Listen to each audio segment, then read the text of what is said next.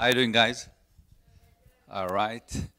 Larry introduced me already. So my name is Adam Milstein, and I'm here to talk to you about our Jewish heritage, our Jewish courage, and the state of Israel, which, as you will hear today, and as you know, are all very, very important to all of us. Knowing our history and pride in what we have accomplished over the last 4,000 years, give us the courage to stand up for who we are and what we believe in. The state of Israel, as you will see soon, is a great example how history, heritage, and courage all came together to build a phenomenal startup nation in just how many years? 70 years. This year was the 70th year. So, my name is Adam Milstein. Again, I'm an Israeli American, which means I was born in Israel, but now I'm an American citizen. I was actually born in Israel when Israel was just 3.5 years old. Very, very young, much younger than you. And I grew up in Haifa. When I was 19, I was recruited to the Israeli army. I served in the army. And I actually was able to serve in the army. It was a privilege during the 1973, anybody know the name of the war? Yom Kippur War, exactly, 45 years ago. Again, I was privileged enough to cross the Suez Canal with General Ariel Sharon. And when I was released from the army, I got married, and I came here to the United States at the end of 1980 with my wife Gila and two little girls, Wendy and Liron. Now, Wendy grew up since then. Today, she is the mother of 3 kids, so make me a Saba of 3 grandkids. And those 3 grandkids, believe it or not, are here in Heschel.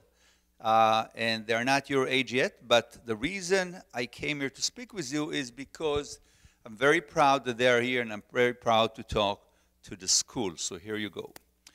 What I want to tell you is that you have been given a special gift, and that gift is to be born a Jew at a time that we have very strong and striving state of Israel. By the way, those pictures here I didn't mention, but they are from the time that I served where? In the army. So many, many years ago. But that's my picture when I was a little bit older than you, not much. All right? So before I tell you my opinion and why you're so lucky, I want to hear from you. Why is it important to continue our tradition and to feel very, very proud about who we are? Anybody has answers for me? Anybody? All right, so we'll go and experiment, and maybe later on you'll have some ideas. In order to understand why we're so lucky, I think we need to understand where we came from, what's our accomplishments, and where are we today. We need to learn what's so unique about us, and I'll start with the history, the Jewish history of the world. And looking at the pictures, we will go into who is who, but who was the first Jewish person in the world? Abraham was the first, and he was the first person that believed in only one God. And here on the left side we can see what Abraham did in order to express his conviction. His father had an idol store, a store that were selling idols. He went to the store, and what did he do? Broke all of them, and then obviously he needed to leave home and come to Israel. But he came to the land of Israel, and he had a special relationship with God. And God had a special covenant with Abraham, and he promised him that the Jewish people will be the chosen people. They will be light to the nation and a compass to the world. And we are part of those people. We are the chosen people. Any idea when did Abraham live? 1 year, 2 years, 1,000 years? Yes. Never mind. Well, it was 4,000 years ago. 4,000 years ago, which is the age of our Jewish people. In the beginning, our learning were passed from generation to generation verbally. But But when Moses actually took us out of Israel, Moses took us out of Egypt, and he's over there on the right side, and he gave us the Ten Commandments in Mount Sinai. Our learning from verbal became written.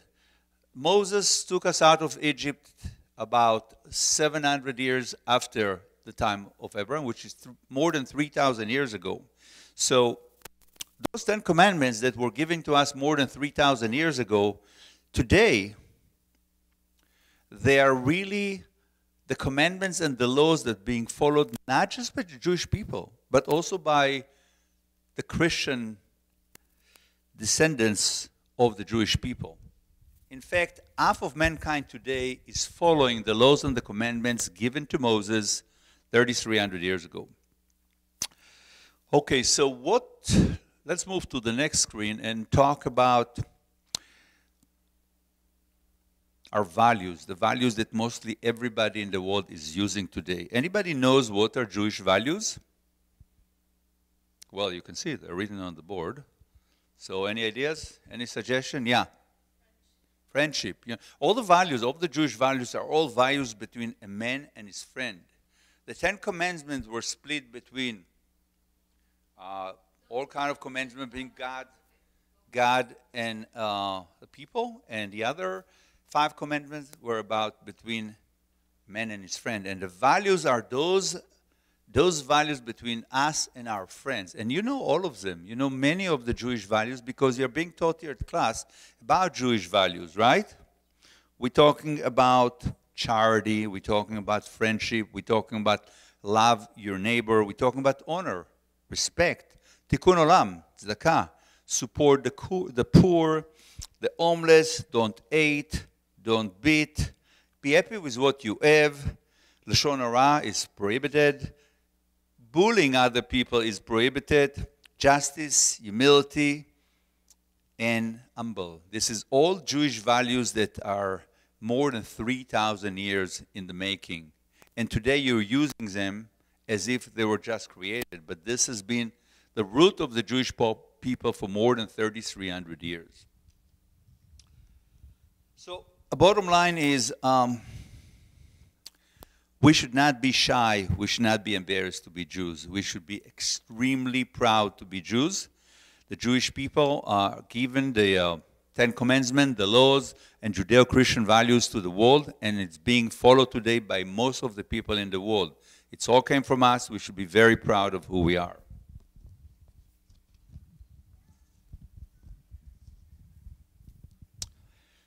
Let's talk about our books. What is the most famous book of the Jews? Anybody knows? Yes. Exodus is a great book, but I'm talking about the first book that is Exodus. Who wrote the Exodus? Leon Uris. Great book. Totally with you. Yes. Genesis was the first book of the Bible. Yeah, the Bible. The Bible is the most known Jewish book. And the Talmud, it actually, the Bible. Is he here? Not here? We'll continue then. So the Bible was our written Torah, and there was also the verbal, the one that was written in the Mishnah and the Talmud. So today, the Bible and the Talmud are the most popular books all over the world. They're really being read by many nations, and that recognize the special, powerful wisdom that came from the Jewish people. Anybody has any idea what country is the Talmud read by almost everybody there? Yes?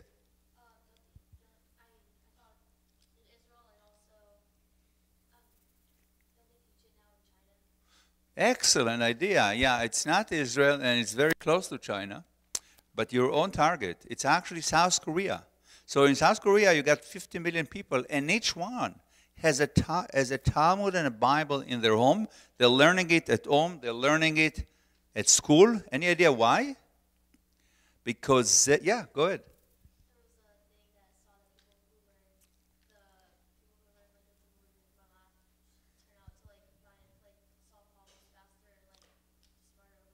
Excellent, smart overall, exactly. They want to be as smart as us.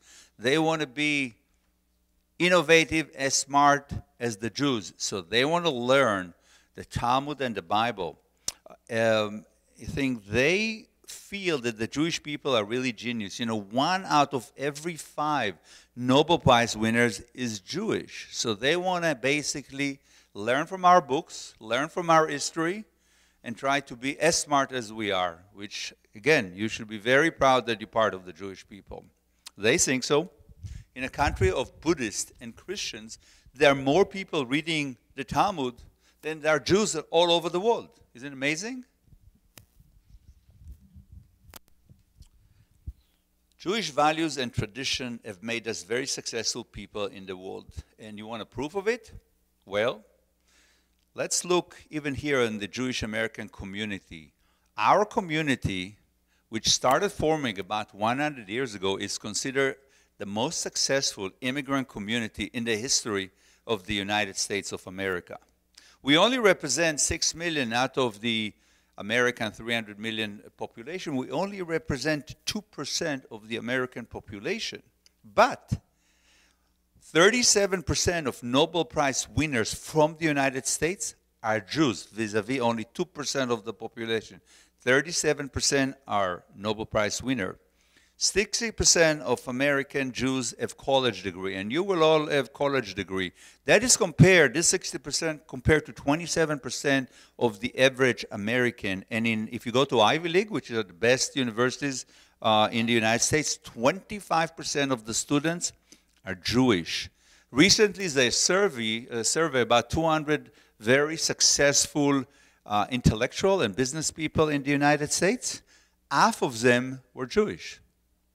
Let me give you some names. Maybe you recognize. Chaim Saban. Mark Zuckerberg. What did Mark Zuckerberg do? Yeah. Facebook, exactly. Mark Zuckerberg. What about Steven Spielberg? Anybody heard about him? What movie did he make? He's a movie producer, yeah? Exactly, exactly, on target. So he's Jewish, and so is the head of Disney, and so is the NBA leader, David Stern and Adam Silver. Despite being 12% of the American population, 12% of the senators are Jewish, and 20% of congressmen are Jewish. How many Jews do we have in the Supreme Court? Any idea? How many? More. 3. 3. We have 3 out of, right now it's 8, but normally 3 out of 9 judges are Jews. Let me give you the names. Ruth Bader Ginsburg, Stephen Breyer, and Elena Kagan, all Jews. Major city mayors like, who's the mayor of Los Angeles? Anybody knows? Eric Garcetti is Jewish. Bloomberg, who used to be the mayor of New York, is Jewish. And Rami Emanuel, who is the mayor of Chicago today, is Jewish. So many, many Jewish leaders in the United States. Now, if we look at the world population, we are only 0.2% of the world population, but 20%, as I said before, 20% of Nobel Prize winners are Jews. Anybody has an example of a Jewish Nobel Prize winner? No? Well, look at the screen. Yeah, go ahead. You got it. It was Albert. Anybody else? More ideas? Look at the board. You maybe recognize some people here. Mark Zuckerberg doesn't have a Nobel Prize, but maybe. All right. We see over there also David Ben-Gurion sitting with Albert Einstein, Elie Wiesel, and I can give you some more names, such as Bob Dylan, the singer, Cesar Milstein, I'm from his family, but he's a Nobel Prize winner from Argentina, Henry Kissinger, Menachem Begin, Yitzhak Rabin, and Shimon Peres. Well, this didn't happen by accident, you know, that we have so many smart people within our people. It happened because our history, our traditions, our values that gave us strength, wisdom, pride, and led us to success and will lead you to success. So how are we doing so far? Is it interesting? Okay, all right. Okie dokie. So let's continue. So what I'm saying is Jewish history and values are not only the root of our pride, but also source of courage and success. And we talk about courage. I want to take you first of all to some historical examples of Jewish courage. Over there on the right side, anybody recognize the people there? Yes. David and Goliath. We have young David, really a kid, going to fight with the biggest man on earth, and he doesn't have even weapons. He just have in his hand slingshot. But he believed the fact that he believed that God is with him. He had the courage to go and fight this man, and he won. And later on, he became the king of Israel. And until today, in Jerusalem, we have the city of David, of Citadel, in Jerusalem 3,000 years later. David the king. Excellent. You're going to visit Citadel, his city, to see the city that he built in Jerusalem 3,000 years ago. Here, anybody recognize this guy? Yes.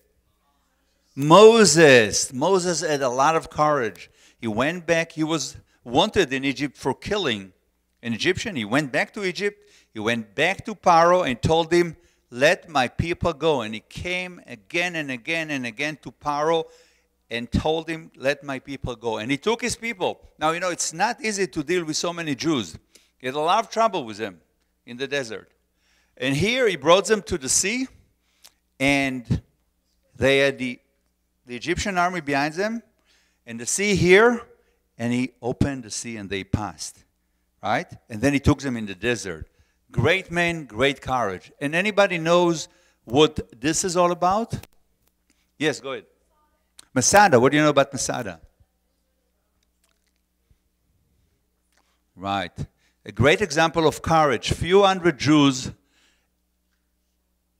went to Masada against the Romans, and thousands of Roman soldiers tried to break into Masada, and it took them 3 years to open the gates to Masada and defeat the Jews. 3 years, few hundred Jews. Very big example of courage.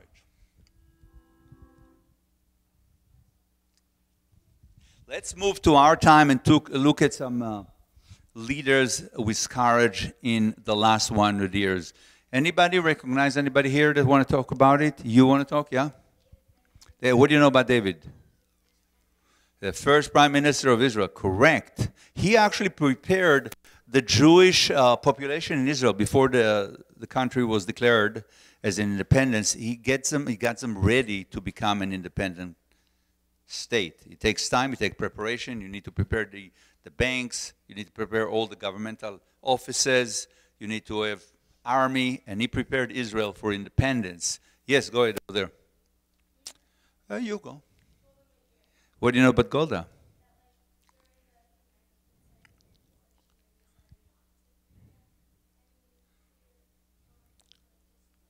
Wow, you know secrets that nobody else knows, right? Well, Golda was the first female prime minister of Israel and the fourth female prime minister in the world. She was prime minister between 69 and 74. In 1971, after the Munich massacre, she ordered the Mossad to go hunt those terrorists and kill all of them. The name of operation was called Wrath of God, and she ordered it. And then she was the prime minister, you're right, during the Yom Kippur War. And she decided not to use nuclear weapons on Yom Kippur. And we had to defeat the Arabs without nuclear weapons. Is that what you said? Exactly. And we did. We beat them. Yes. Also Golda? Anybody else? Okay, you over there. Yoni Netanyahu, we'll get to him soon. We'll talk about Entebbe, and then I'll ask you what you know about Entebbe. All right? So let's go to the other people here. Zev Jabotinsky was another known Zionist leader. He had really warned the Jewish communities in Europe that anti-Semitism is coming and they better leave Europe and come to Israel. And in Israel, he believed in buying land, settling the land, and building our own army. He knew that we cannot trust other armies to defend us. So he created special army called the Irgun, and it's considered one of the greatest Zionists of his time. Golda, we spoke. Anybody know who is Menachem over there? Menachem Anilevich was the leader of the Ghetto Varsha revolt, and he was able, with a few hundred Jews, to defeat thousands of Nazis for about a month until Ghetto Varsha was taken over by the Nazis that have regular army and airplanes and artillery, and they had pistols in their hand, and he was a great hero. Now, the last one, Peter Bergeson, we will see a short movie about who was Peter Bergeson, and then at the end of the lecture, if you want to know more about what Peter did, Peter was actually living here in the United States during World War II when the Jews in Europe were exterminated. So let's see something about Peter. Go ahead.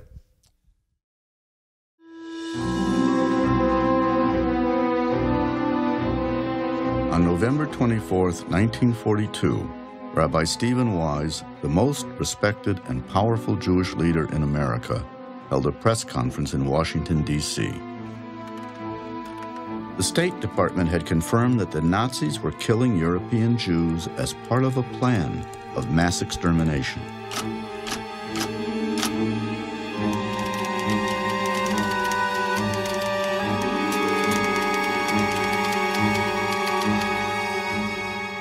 Probably the most horrible morning of my life.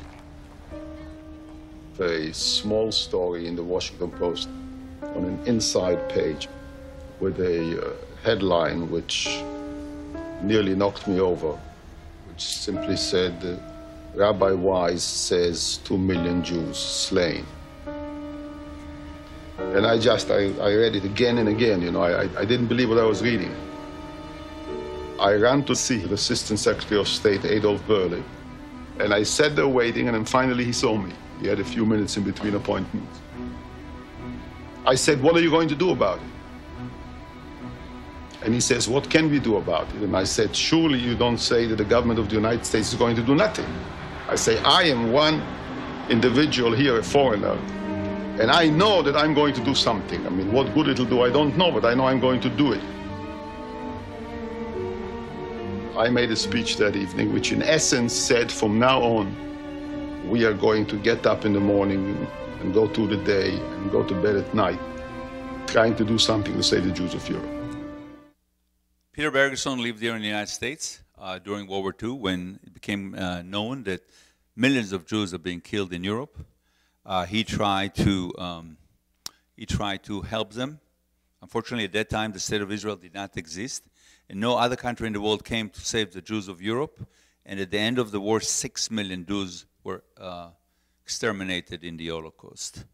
The Jewish people and the State of Israel always, during the time, had many challenges. But I think it's important for us to understand that justice is on our side.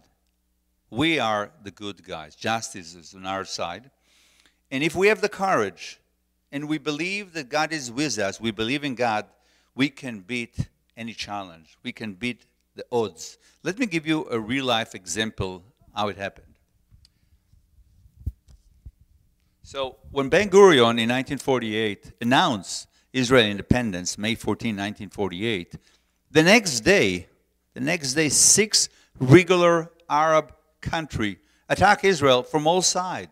We got Egypt, Jordanian, Iraqi, Syrian, Lebanese, they all attacked Israel with the goal to basically take over Israel so there will not be a Jewish state. But we had 500,000 Jews in Israel at the time. Many of them were Holocaust survivors, and they were stood up and they fought back without regular army and without tanks and without airplanes and without what we see today.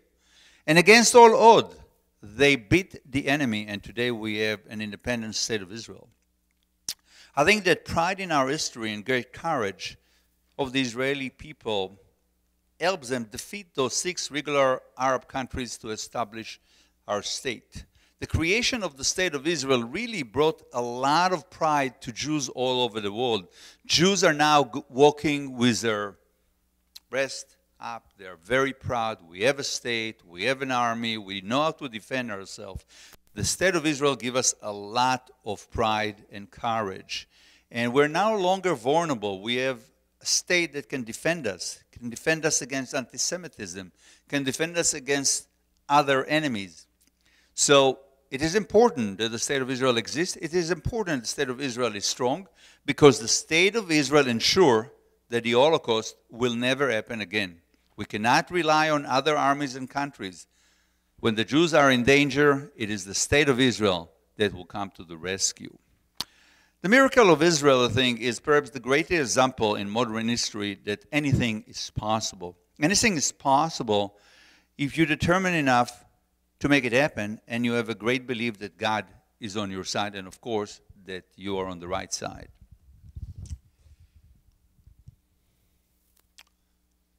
I want to, since the creation of Israel in 1948, I want to talk about few operations that show the courage and the pride of the state of Israel, and what the state of Israel can do for Jews all over the world. Let's start in 1949. Israel was established in 1948. In 1949, there was an operation called Magic Carpet. Anybody has any idea what it was?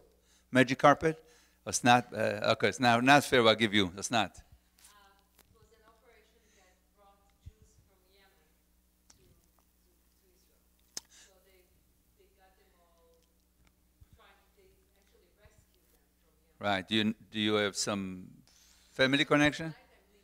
You're Libyan. All right. So the state of Israel was able to bring 50,000 Jews from Yemen that were really facing harassment and danger of existence, and they brought them to Israel. Then I think you over there want to talk about Entebbe. Why don't you go ahead?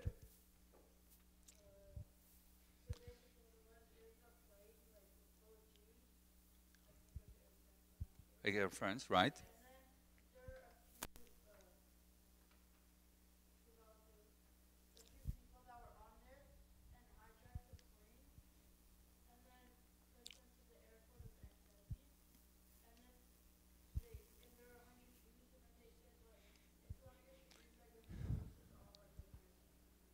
Excellent, excellent knowledge. Very nice. So in 1976, an Air France plane was hijacked by Arab terrorists. And they've taken the plane to Entebbe in Uganda because the leader of Uganda, Idi Amin Dada, had actually invited them to land there. When they landed in Entebbe, the plane had about 250 passengers. They took about 150 of them that were not Jews, sent them back to France. So the only people that were left to basically face killing were Jews, and the captain of the plane was very, very brave. He was a French, and he said, I am not leaving my passenger alone. So he and the crew stayed with the Israelis and the few Jews that were on the plane. And they were in Entebbe, and the hostages had all kinds of demands that would have never been fulfilled, and they really were facing death. And the state of Israel did something that nobody else did in modern history. They sent soldiers in Hercules planes, which this is an Hercules plane, to Entebbe, 2,500 miles away from Israel. The operation was led by Yoni Netanyahu, the brother of the Prime Minister of Israel, Bibi Netanyahu. And they were able to kill all the hostages and take... Right. So he has a great knowledge. So what they did when they landed, they had a Mercedes, a black Mercedes, as if it was the Mercedes of Idi Amin Dada, the leader. And they came to the terminal with the Mercedes. So the soldiers over there were guarding. There was Ugandan soldiers, and there were the kidnappers. The Ugandan soldiers were sure it's Idi Amin, and they immediately stood up and waited for him. And obviously it wasn't Idi Amin. It was Israeli commando soldiers who were able to kill them, kill the hostages, and with very few casualties able to bring them to Israel. You recognize anybody here? Over there on the right side is Idi Amin. We only see his, yeah, go ahead. Yoni Netanyahu was the soldier. He was the leader of the operation, and he was killed in the operation. He was really a sensational leader, somebody that is out of anybody's league. Yeah. Any more comments? Yeah. Actress? I don't know. Maybe actors later on played the role, but I'm not sure if on the actor. But maybe you're right. I'm not sure who was there. Yeah. Absolutely. It was really, in modern history, is the most daring operation of its kind. Nobody else even came close to it. It shows you when Jews are in danger and we have the state of Israel, they will be rescued. They will not be left alone like happened during the Holocaust. That's why we need a state of Israel, a strong state of Israel. Let's talk about the last operation, Operation Solomon in 1991, where Israel brought about 15,000 Ethiopian Jews that were also facing killing by Muslims. They brought them to Israel. And today Israel is really a melting pot. We have Jews from all over the world. We have Yemenis, we have Ethiopians, we have Americans, we have Russians. Any kind of people are in Israel, the melting pot of the world. Let me show you something. Over there is the picture of Auschwitz, the concentration camp where 1.5 million people were killed. Let's watch a very interesting movie about Auschwitz. Go ahead.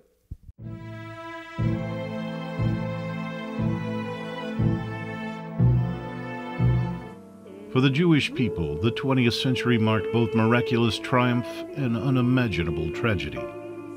6 million Jews were murdered in the Holocaust. And then, within just a few years, a Jewish state was reborn in the land of Israel. Today, the existence of a strong state of Israel ensures that never again truly means never again. Thursday, August 28th, 2003, an Air Force base in central Israel, the F-15 Eagle. Levko, his grandfather was a pilot in the Austro-Hungarian Air Force during World War I. This saved his father's family in Budapest during the Holocaust. Shim Shon, a reserve pilot. He was named after an uncle that was murdered in the Lodz ghetto.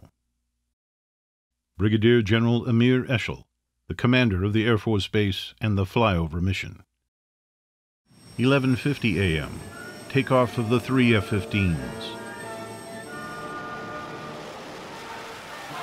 The pilots begin their journey. Their mission? A flyover during a commemorative ceremony at Auschwitz. They will demonstrate that Hitler failed, that a strong and thriving Jewish state has risen, a state with a powerful army that safeguards all of the world's Jews, translating the words never again into action. In 1943, 1,000 Jews arrived in the 59th SS transport from Drancy, France.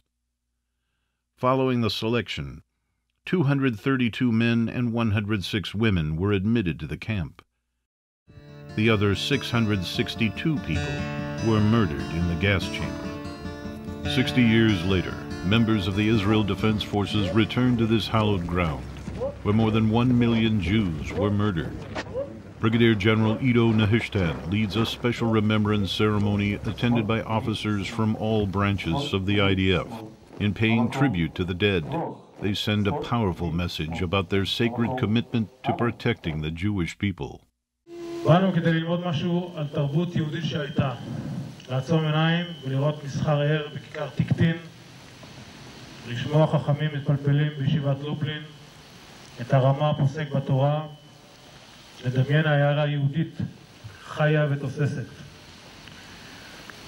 באנו כדי לעבור בשבילי השמדת עם, ללכת ברחובות הגטאות, לפסוע ביער אל בורות ההריגה, להיכנס בשערי מחנות המוות, לנסות לדמיין את גודל האסון האישי, המשפחתי, הקולקטיבי.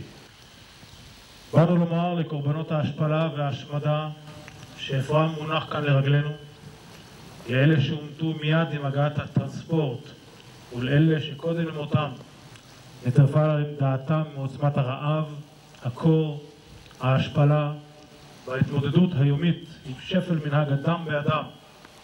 אנחנו כאן, למרות הכל. ההתנגדות היהודית הפכה לצבא מודרני בעל עוצמה אדירה.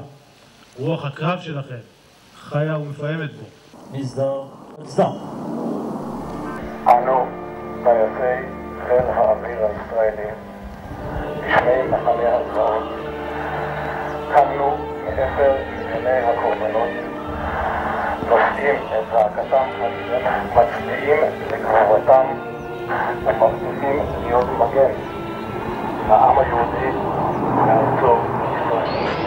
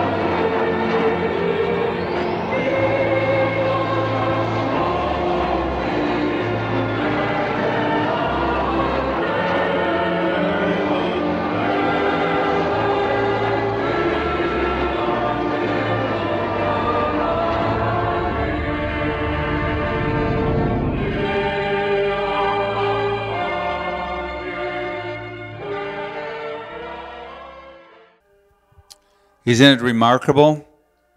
We have a state of Israel. The Holocaust will never happen again. Very important. I think in addition to the strengths, Israel is a beacon of innovation. Although Israeli people are less than 0.1% of the world population, we have brought to the world. Anybody recognize some of the things we brought to the world? Yeah, go ahead. What do you see? Ways, excellent. Anything else? Yeah, you. Tomatoes, the cherry tomatoes, exactly. You. USB sticks, absolutely. And you? Exactly, drip irrigation. You have excellent knowledge, all of you. So I think you're great. So I think that this success is really because Israel radiates Jewish pride, Jewish courage, Jewish innovation. You put all the Jews in one country, see what's coming out, right? Israelis are willing to confront challenges and take risks. They don't mind to fail. They stand up and they try again. They're very courageous people. Israel is built on the idea that our history strengthens us and our value system guides us. I want to show you a video of Israel's accomplishments in the last 70 years. Go ahead. אנו מכריזים בזאת על הקמת מדינה יהודית.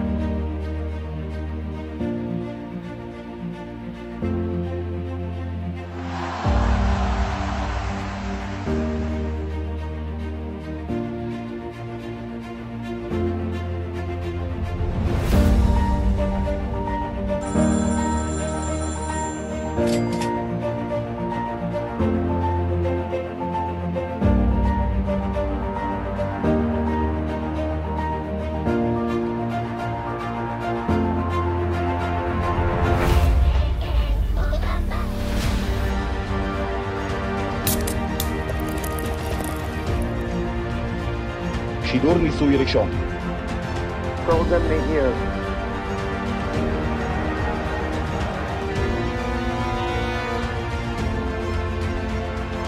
כבוד אחרון לדוד בן גוריון. We have been through some difficult times.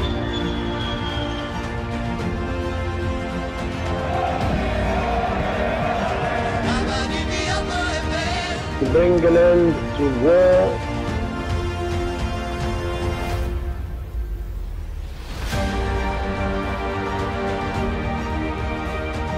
በጣም አመሰግናለሁ።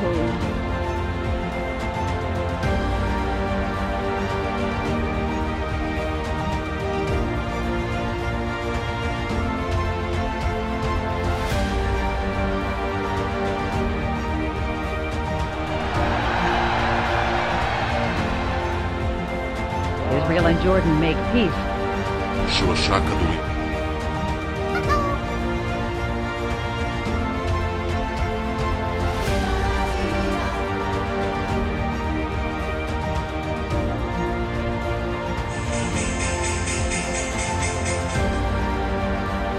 הקשר עם החללית ניתק.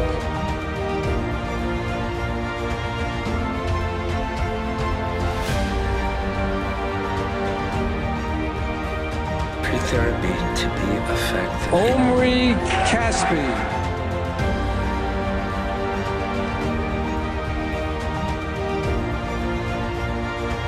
Let's go.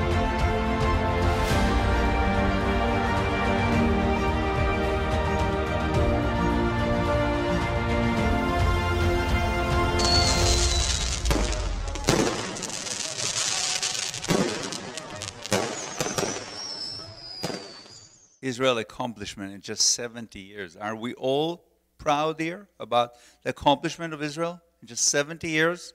No other nation have done it. When you travel to Israel, you will be at the historical homeland of the Jewish people. And in my opinion, the most powerful example of the Jewish people accomplishment. You're going to experience the history of the Bible in your own eyes. You're going to walk the walk and talk the talk of our historical leaders, you know, Abraham and Moses and other people. You're going to walk those same places and see the same things where it actually happened. You're going to meet your extended family because we say that all Israel are brothers and sisters. So everybody you meet there, you'll feel like this is part of my family. They'll speak English with you. They'll be very, very friendly with you, and you'll feel at home with your own family. Israel is an example that everything is possible if you're determined enough to make it happen.